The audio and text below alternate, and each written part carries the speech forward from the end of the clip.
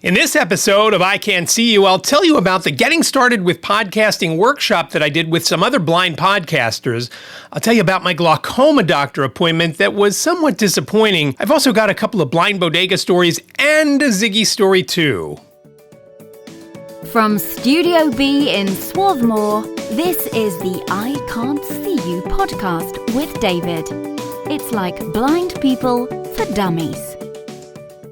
Hello there, and welcome to episode 189 of iCantCU. My name is David, at David Benj on all the socials. I really do appreciate you being here today, and I hope my voice sounds okay, because before I hit record, my throat and my mouth were so dry, I actually swished some coconut oil around for about 5 minutes and then rinsed it with some salty hot water, warm water, I guess. So hopefully it sounds okay, because it sounded funny. And I hope there's nothing else going on there. And I'll get into that when I get to the blind Bodega stories. But as usual, I have a few things to talk about. And I'm going to start off with last Saturday at the New York Public Library via Zoom. We had Getting Started with Podcasting, and Brian Fischler was the moderator. I was on a panel with Allison Malloy, Janine Stanley, Stephen Scott, and a late entry, Ed Plumacher, who is also part of that Real Blind Tech show. And it was a lot of fun. We got Zoom bombed by some crazy guy, which, as Brian said, we all got to cross it off our bucket list. Now we can say that we were a part of that. So it was a lot of great information given. One of the problems we had, though, the event was supposed to start at 2 o'clock. In the meat of the email that went out when you signed up, Brian had written that. However, the support of the 2 o'clock hour was not right. The text that was provided by the New York Public Library said 4 o'clock. So all of a sudden at 4 o'clock, all these people were trying to jump on the call, and we were just about done. And so that was a shame. So who knows how many people we would have had, because we had around 60 or 70 people on during the peak of when we had started from 2 to 4. So hopefully we'll get to do it again, because we didn't get to cover everything. And it was a lot of fun. And everybody had great ideas. Everybody has a different story. And that's the whole thing with podcasting. Everybody has their own story to tell. And you go from people like Stephen Scott, who does a 6-day-a-week podcast called Blind Guy Talks Tech. And I'll link to that in the show notes. And again, as I've mentioned more than once, he has got the greatest voice, but he's been in radio and TV. So his voice is outstanding, and his podcast is excellent. So check that out. And of course, I know I've talked about that Real Blind Tech show with the other four. And Janine is also part of her day job is with a company called IRA, which provides trained agents when you need help. If you're reading your mail, they're bonded, so you can show them your credit card statement if you're looking for a charge on there and things like that. There are other services out there, one called Be My Eyes, that if you just want to set your thermostat and you need some help, that's the ones you call. There's no information there that is going to get you in trouble unless there's some sort of wicked hacker and they see that you have one of those Wi-Fi type of thermostats, and then they hack in and they make it too hot or too cold. But Be My Eyes is one that anybody could try. If you don't know what it is, go ahead and download it and give it a try. If you're looking for something in your fridge and you don't see it, meanwhile you already know your son or daughter ate it, and it's a lost cause to begin with. You just want somebody to confirm it. So, it was a lot of fun. I was talking to Brian this week, and I'll talk about that in a minute as well. But we're going to do another one, not on podcasting, on fantasy football. And I'll be a part of that panel. Brian, again, will moderate. It will be me and Nick. And if you haven't checked out the documentary yet, again, repeat after me, because I know you already know. iCantCU.com/football will take you to the YouTube, the Yahoo YouTube channel, where you can see our blind fantasy football draft from last season. And Nick is prominently in that because, of course, he's won. We've done 6 years, and he's won 4 of them, I believe is the count. So he did not win last year, however. Brian won last year.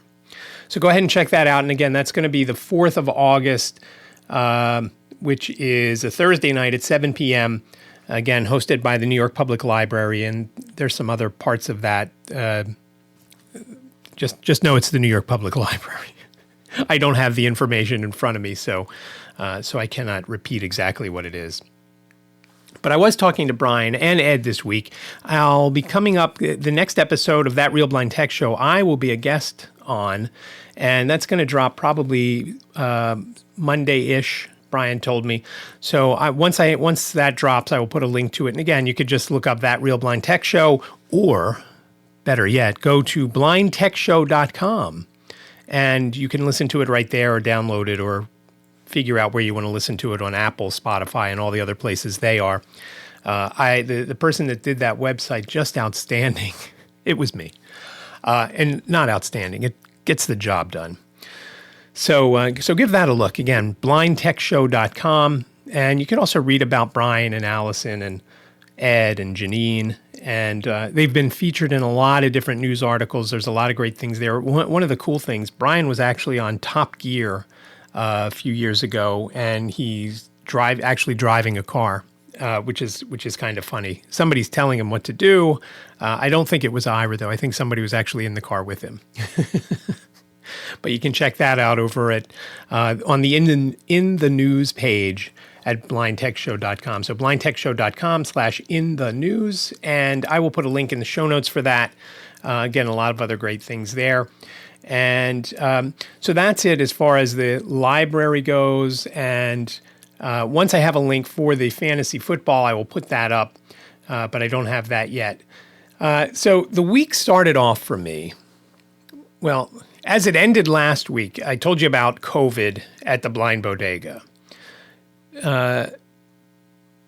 Kirk got it, and then within a day or two, Michelle got it. She's my other coworker. And I was just on edge for all of last weekend because I was hoping that I wasn't going to get it, and knock wood, I have not. So I didn't think I'd be going back into the store as quickly as I did. When Kirk had it on, I want to say it was Thursday, I knew that we weren't going in on Friday. He told me he was in the hospital, he can't go in. Over the weekend, and I guess on Monday, I guess that following Monday, which I was going to be off anyway for my appointment, and my schedule there now, I'll be off on Mondays once we get back into the normal schedule. But I figured I would be off on Tuesday, Wednesday. I didn't know how long, but again, the issue there is Kirk is the only one with a badge, and unless you have a GSA badge, you can't get in on your own. And that's where the rub is. And that's why it didn't look like we were going to be able to open for a while if Kirk was out for a while. And again, it turns out that Michelle is also out. So on that Monday, Kirk called me and said, I think I can go in tomorrow. I'm just going to verify with the GSA. And sure enough, we could. And I'll get more into the Blind Bodega in a minute. But so I was off on that Monday from my glaucoma doctor appointment, which was scheduled for 11 a.m. And it was in Media, so it wasn't far. It's very cool because both my glaucoma specialist and my cornea specialist go to a bunch of different offices. And Media, they come to once a week. Once a month. I don't know that the cornea doctor comes there. I don't know if Dr. Ayers comes there. I end up usually seeing him at either Will's Eye or what's called the Pagoda building. And it sounds like it is. It looks like a pagoda. And which is in Bala Kinwood, which if you're not from the Philadelphia area, Kinwood doesn't have a real vowel in it. It has those phony Y's in there. And when you look at it, you would never know how to pronounce it. So I had my glaucoma doctor. His name is Dr. Pro, ironically. It's funny how people's last names kind of really tell them what they are. And I keep thinking about a guy named Genius that used to run at the video store. I don't know that he was, but at least it was his last name.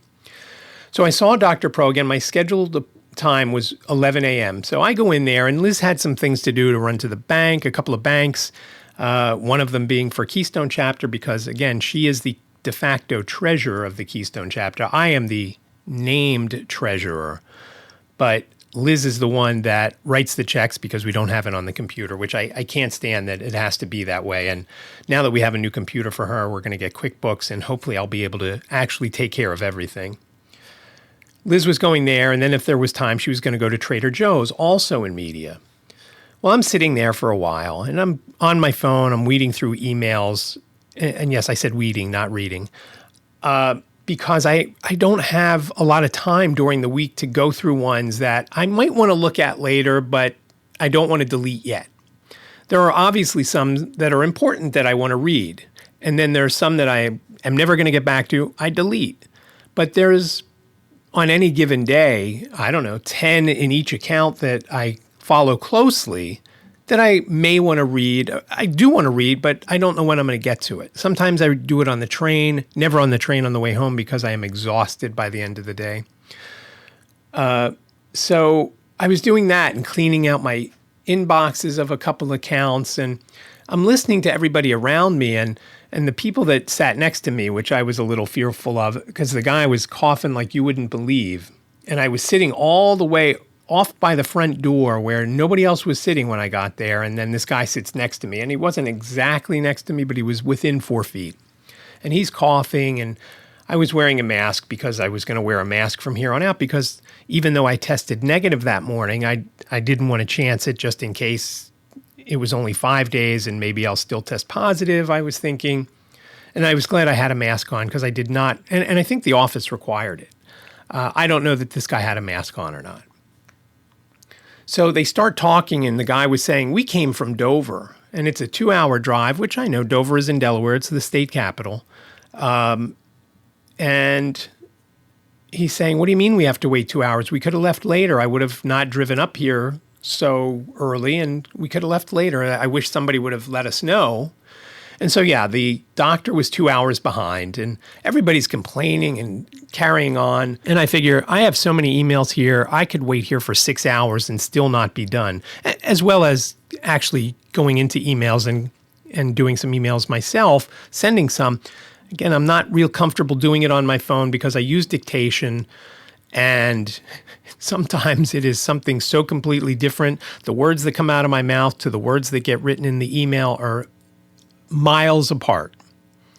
And I just don't like to do anything that's important or something that may be on a professional level. So I'm doing that, and finally I get called back by maybe within 15 or 20 minutes. So 11:15, 11:30-ish, I get called back, and the girl named Skylar is going to do my visual acuity and check me out and make sure my information is correct. And she's telling me, oh, I'm sorry for the delay. And I said, is there another doctor in today? Because I heard somebody's delayed by 2 hours. Oh, no, it's Dr. Pro. I said, okay, no biggie, it's fine. But then the trouble came, and she puts the stuff up on the board. And I look at it, I'm like, is this something I normally read? And she said, yeah, the last time you were here, you read this. And again, it's one of those changeable signs. So while I read the 20/350 the last time I was there, the letters are different now because people like me memorize them and then can just repeat them. Kind of like in Space Cowboys where the one read, I can't remember his name, read just the last few letters because he couldn't see them. So he just memorized as everybody else was going through them. So I'm looking, and I could tell the one on the right, and there's only 2 letters up there. The one on the right, I said, the one on the right looks like a K. And she says, yes, that's right. I said, oh, good. I said, I have no idea what the one on the left is. And I took a couple of guesses, and the second guess, it was it. And I don't remember what it was because it could have been a P, it could have been an F, and I think it was an F. So then she says, all right, well, try this one. And I had no idea what it was. And I said, what is that, the 2300 line? She says, no, it's the 2400 line. I said, what? So then she puts up her hand, puts up one finger. And she's about foot and a half, 2 feet away from me. I said, 1. She moves back maybe a foot. She puts up some more fingers. I said 4 fingers and a thumb. I don't know if you call that thumb a finger, but I see 5 things up in the air. She steps back again, and she puts up, I think it was 2 fingers. And then she steps back again, and she was directly in front of the mirror that shows the reflection of the thing that I was trying to read earlier with the letters on it. And I had to direct her. I said, you're right in front of that mirror. Could you move to the, and I'm waving my right hand, trying to motion her to her left so that that mirror wasn't the background, so that the plain wall was the background. And it reminded me of when I was a kid and I used to have a catch with my dad. And we had 2 trees in our backyard that I liked to line him up in front of. The best was a crimson maple, because the ball that when it came out of his hands with the crimson maple in the background, it gave me a great backdrop to find the ball. And as I got older, we ended up using, I don't know if you remember, the Charlie Finley ball that was a bright orange. And so we used that. And so it was just so easy for me to see, because after a white ball gets, we miss it enough times and it's not as white, and then it's harder to see. We also had an evergreen tree that was also a good backdrop, but the crimson maple was the best. So she puts up however many fingers, and I don't remember what it was, and I think I got that. But that's as far as I could go, and I think she ran out of real estate in the room. I don't think she could have gone back more. So we did that, and I said, that's not good, right? And she said, no, it's not as good as last time. And I said, I wonder what the issue is.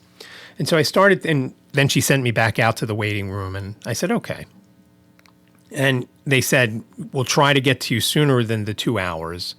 And it was only an hour and a half after that I got called back to see the doctor.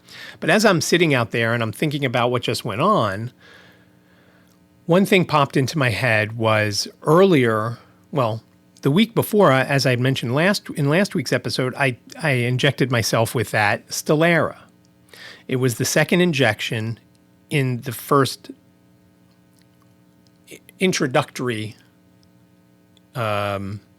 whatever. There's 2 parts of when you first start the medicine. You take the 1 shot, and then 4 weeks later you take the second. This was the second part of that. So I wondered if it was that. And when I saw Dr. Pro, he looked and he said, yeah, everything looks good except for the fact that your pressure is 4. And all my life, and anybody with glaucoma will vouch for this, but my entire life I've always wanted to keep the sweet spot for me was between 8 and 12.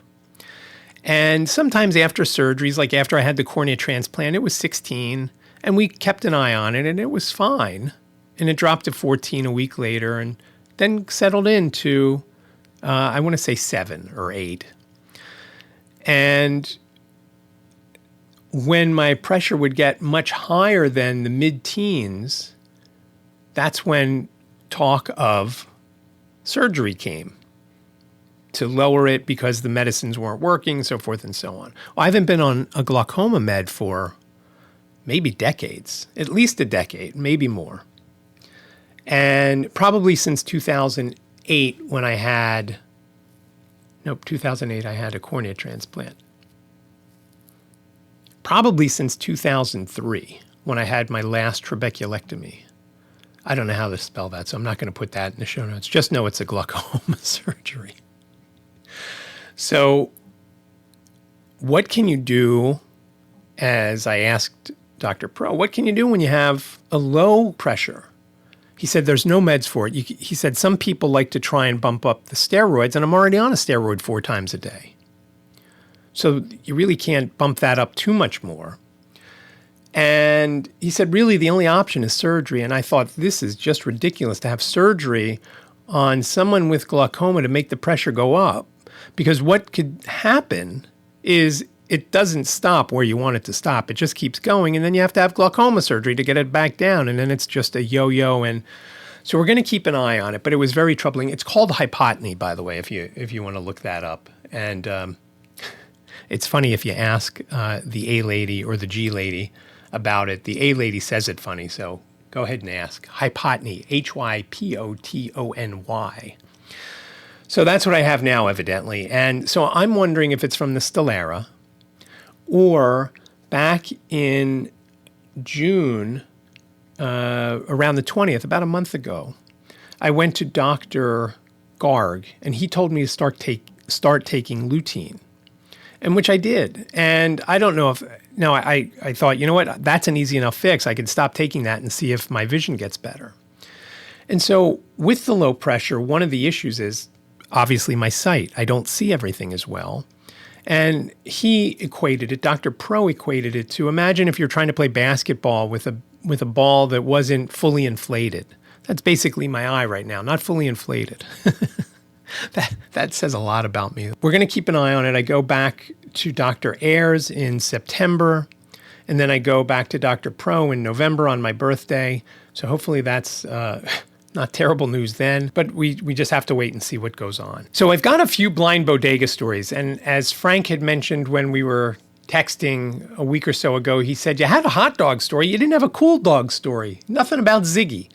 Well, I have a little of both, but first I'm going to get to the blind bodega stories, because the hot dog story this week, it was a little troubling to me. And when I initially put these two things down, the hot dog story was something else, and I'll get into that in a second. But before I get into the hot dog, cool dog, I want to talk about the COVID situation.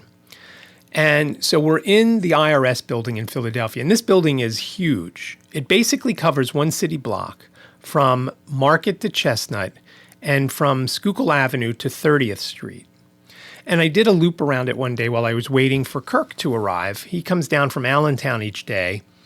And I found out one day last week that all sorts of craziness goes on the Chestnut Street side. And I may have mentioned it last week. Drug dealing, needles, prostitution, all sorts of craziness. And I didn't see that. So maybe they take a nap at 7 in the morning, and that's why I didn't see them. But I'm certainly, when I have a chance, I'm going to have to do another loop around the building and see if I see any of that craziness going on. But evidently cars will pull up and people will run from the corner out to the car to do the deal. And I've never actually witnessed that firsthand. So sounds kind of interesting. I mean, I've seen it on TV, obviously. Listen, I loved Shameless, and they did that in there. So I have that to look forward to. And maybe I shouldn't do the loop around the way everybody's shooting everybody else anymore in Philadelphia. It might not be that safe. But I did do a loop around the building, and I was taking pictures as I was going, and I was texting with Jane because at that point, I guess Liz was in the shower, and she didn't care about what buildings, I guess, were around the former U.S. Post Office building in Philadelphia, now the IRS building. And most of the images were not great. I did get a couple of cool ones of 30th Street Station from across the street. And again, it's just across Market Street. And if I remember, which I keep forgetting to post the images when I do the show notes pages on iCantCU.com, hopefully I'll remember and I'll put a couple up. But a couple of things that went on. So COVID was an issue. Kirk was able, the doctor told him he could go back and reopen because he's not contagious. Well, that made me a little bit on edge, because I'm thinking I've never knowingly worked or been around somebody for 8 or 9 hours, 10 hours a day that had COVID. So, of course, I started wearing my mask all the time. The only time I didn't was my 60-second lunch break and whenever I would take a sip of water or whatever else I was drinking. So the mask stayed on. And up to now, knock wood, I am still COVID-free. I am going to take a COVID test probably tomorrow, Sunday. I'm recording this on Saturday, and I'll get into that in a minute. I'm recording this on Saturday, the 23rd of July, 2 days after my normal recording day. And so I've been worried all week, again, working in close proximity with Kirk, very busy because it's just the two of us, doing the popcorn, doing the hot dogs. Another one of my potential hot dog stories was we also make these things called tornados, and I think it's spelled like tornado. I don't know how you say it, tornado. Maybe there's a little accent over the A. I don't know, or maybe it is spelled differently. But it's written in a font that seeing AI does not read it, so I just have to go by what everybody calls them. Well, I put some on, and my alarm goes off while I have a line of people. and I can't get to them. And then I forget about them. So they were on there for like an hour, and you cook them on the hot dog rollers. Well, of course, these tornados are kind of like Hot Pockets. They're a tortilla with inside this tortilla, the ones that I had on the thing that day were pepperoni and cheese. So kind of like, again, like a Hot Pocket. I don't think there's any sauce. It's kind of like a mini stromboli, I guess, except it's in a tortilla.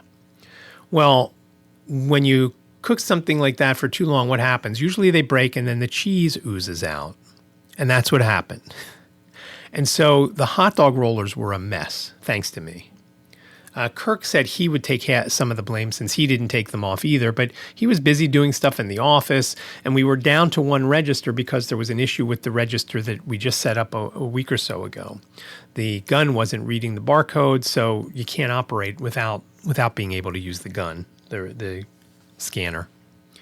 So I was ringing people up. He would come out on occasion if people needed popcorn and things like that, because that takes time away because you've got to do the popcorn and got to sanitize your hands and so forth and so on. So he was doing that, and he was also helping people if they had questions about. We have 2 lottery machines in the store. The kiosks that you go up and you work on. You do it's a self-serve type of thing. I'm still not 100% sure on how to do it, and usually I defer to Kirk if a customer asks how you do it, because I really don't know. And I wanted to buy Mega Millions tickets yesterday, but I didn't want to put my money in because I was afraid I'd do it wrong, and I didn't know if a customer would come in while I was trying to figure it out. So I didn't buy them there, and I ended up buying my 2 losing tickets somewhere else. So that happened. There was another day, another hot dog story, was the rolls that we were using were frozen. And the hot dogs were done, and I'm trying to warm the rolls up without using the microwave, because who likes microwave bread? And so I thought, I'll just put them on the hot roller. I just needed 1 or 2 rolls. Well, when you put something flat on the roller, it's like a conveyor belt. So it was moving the roll backwards. And so it moved backwards, and it knocked 3 hot dogs off the back of the hot dog roller. So, of course, I had to throw those out. I think I've probably wasted at least half a dozen hot dogs by them falling off of the rollers. So the hot dog story that I want to tell you about was from this lady who gave me the what for. There was a line of people, and I'm ringing people up, trying to do it as quickly as possible. And I think this happened on Thursday. Well, Thursday, the computer wasn't working right. And when I say computer, I mean the iPad. It was, with voiceover, sometimes focus is lost. And I know I've said that before, but it was losing focus when I would touch something, and then before I could double tap, the focus would change from what I wanted to do to something else. And so when I double tapped, I would end up doing that something else. So I'm trying to ring folks up as quickly as possible. And I ring this lady up. She has 2 drinks. And I ring her up for the drinks. She charges and pays. And then she holds up the hot dog. I said, I'm sorry, I didn't see that. I said, what kind of hot dog do you have there? She said, I don't know, it's a hot dog. I said, what does it say on there? It doesn't say anything. And she's starting to pull it out. I said, on the package, if there's no writing, it's a hot dog. If it says JC, it's a jalapeno cheddar dog, which has jalapenos and cheddar cheese in the middle. And if it says SS, it's not a Nazi dog, as I call them. It's a spicy sausage, and by Sabret's. And evidently, they're very good. And she's getting flustered at me, and she says, I don't know, it's your product. I said, all you have to do is look at the logo or look at the package and see what it says. She says, it's your product. You should know what it is. I said, I can't see it. I said, I could barely see that silver foil that it is. I'm blind. Oh, I didn't know. And I thought that was both good and bad, because I guess I was acting, quote unquote, normal. And so people couldn't tell that I couldn't see, even though I had my iCantCU podcast mask on. I guess people weren't paying attention to that, which is troubling. So the lady behind her in line said, it has a JC on it. I said, oh, thank you. I appreciate that. And I scanned the right code. Hot dogs are $2.25. Jalapeno cheddar dogs are $3.25. And the spicy sausage, if you wanted to know, are also $3.25, all plus tax. And I ring her up. She gives me the money, give her a change. She gets on her way. She was in just a crabby mood. She was salty the whole time.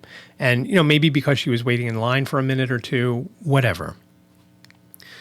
And on that note of the blind thing, earlier, and it might have been the same day. It might have been the same day or the day earlier. A group of ladies came in, and I'm ringing one of them up, and they're listening to the iPad, and wow, it talks fast. That's great that it talks. Why do they? I wonder why all places don't have that. Oh, they have that here because the owner is blind. And I'm thinking, not just the owner. And again, I thought that they couldn't tell that I couldn't see. And I guess that's part of an issue. And even though I don't have too much trouble getting from where the store is to the men's room, I always take my cane because I'm afraid that if I don't take my cane, I won't see somebody, and then I'm going to run into them and knock them down. So I take my cane so people kind of notice, hey, this guy can't see. Let me get out of his way. When I'm running around the store, I don't have it. And I move around the store pretty quickly, which has always been the way I do things. And I try and remind myself, you got to be careful because just because I don't think I see anybody doesn't mean they're not there. And so I'm really careful when I do move around, especially if I see one person. For example, if I'm back making hot dogs and I notice somebody at the counter, or they've said, oh, okay, I'm ready. Because if I do see somebody come in, I said, let me know when you're ready. I'm just doing these hot dogs here. They'll say, okay, I'm all set, and I'll go to the front. But when I notice one person, I know there might be more floating around that maybe I missed as I was bagging up hot dogs or spicy sausage or jalapeno cheddar dogs. So it's been an interesting week at the Blind Bodega because it's just been Kirk and I, and Michelle is still out, and she evidently has it pretty bad. They put her on whatever that antiviral medicine is you take for COVID when after you've shown the signs, and she still felt crappy. I texted with her on Thursday. She still felt crappy, and again, I don't want anybody coming back with COVID. I'd rather do the job on my own with Kirk. And one thing that it did prove, two of us can handle it there. It's not the best because sometimes hot dogs were delayed in being made, or worse, delayed in being taken off. And but it was okay, and the two blind guys did okay. We were able to pour the popcorn oil into the squirty thing to make the butter flavoring. Without spilling too much. I mean, I did spill quite a bit, but I did it in the sink because I knew I was gonna spill it. And Michelle said, "What are you gonna do when I'm not here? If you have to do this?" I said, "We'll do it, but you're here now. You can see what's going on, so it's better if you do it now." So again, I don't know how confident she is of blind folks doing anything, but hopefully we're showing that we can do some things.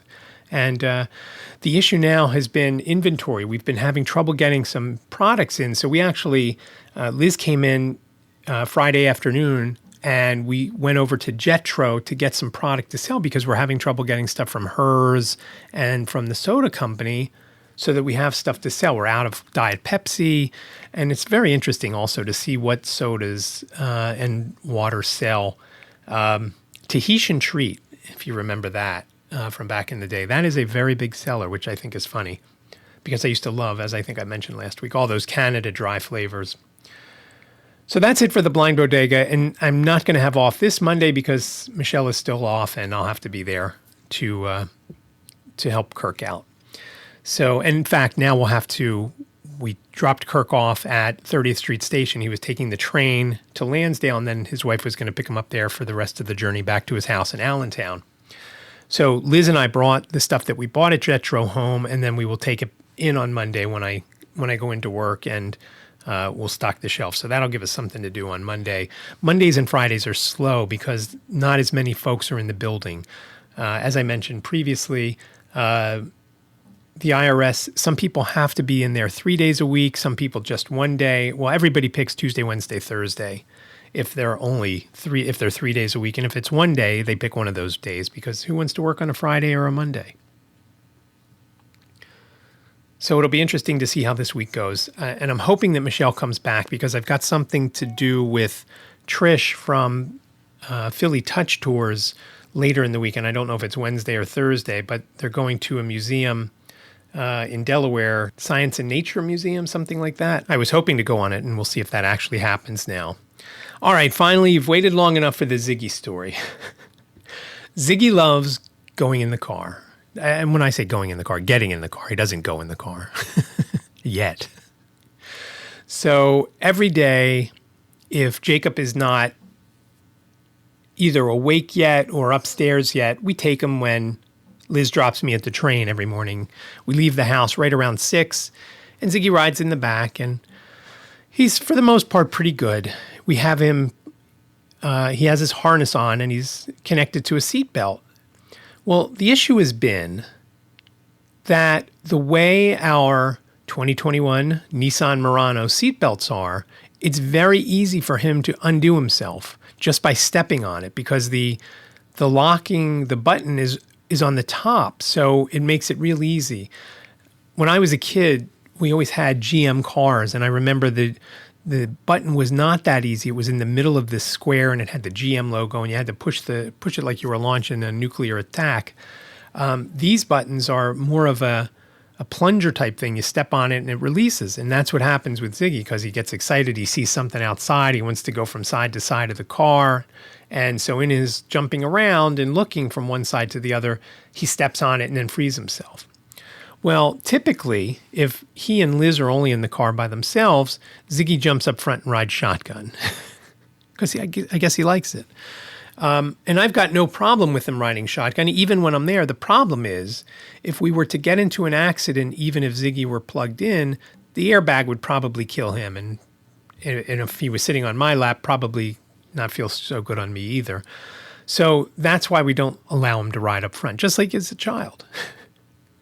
So the other day, we were going, I don't think it was going to the train in the morning. I think we were going someplace. Oh, we were going to Target to pick up something. And he was in the back because, again, we wanted to take him with. He likes to go. And we hate to put him in his crate, which is a cage. But we call it crate for some reason. I'm not sure why. Liz doesn't like to cage him, I guess. So as we're driving down the road heading to Target, I hear a click. And the next thing I know, he's sitting on my lap and he's so happy. His head is out the window and I'm just holding on to him. And there was no way at that point for Liz to stop right away until she found a parking lot at Swarthmore College to pull into, and then we plugged him back in. But he loves going in the car and it's hysterical. Well, now we got these things. Finally, we found these things on Amazon or somewhere that cover up the seatbelt mechanism.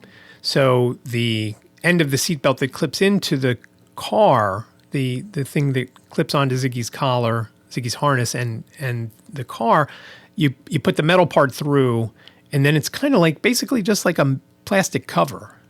So hopefully it's strong enough, and he steps on it a lot, but it hasn't either broken or undone his seatbelt.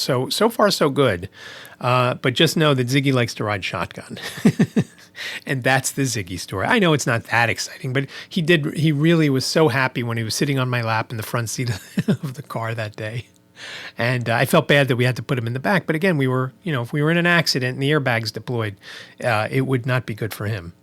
And we didn't want that to happen. So that is all I have for you in episode 189 of iCantCU. I really do appreciate you listening. Remember, you can reach out to me, 646-926-6350. You have up to 3 minutes to leave your question, your comment, your show idea, a review, whatever you've got. 646-926-6350. Please leave your name and town if you do leave a message. Again, you don't have to leave your full name. Just your first name is fine, or whatever nickname you want to be called by me as I talk about what you've said. You can also reach out via email, iCantCUpodcast@gmail.com, iCantCUpodcast@gmail.com. Same thing, questions, comments, show ideas, whatever you've got. I'd love to hear from you.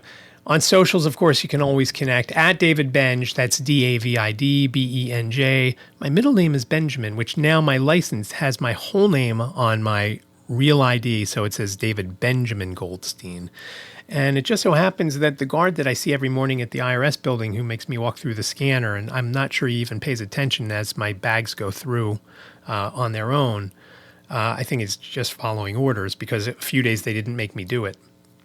His name is Ben also, which I now know that I won't forget. So again, at David Benj on the socials. Show notes can be found over on the website, iCantCU.com/189. Remember, iCantCU sounds like a whole sentence. It's only 7 characters long. iCantCU.com/189. I really do appreciate you joining me for today's episode. Be well, stay safe, and I'll talk to you next week. Thank you for listening to the I Can't See You podcast with David. Please rate, review, and subscribe to the podcast wherever you listen. And don't forget to share the podcast with your friends.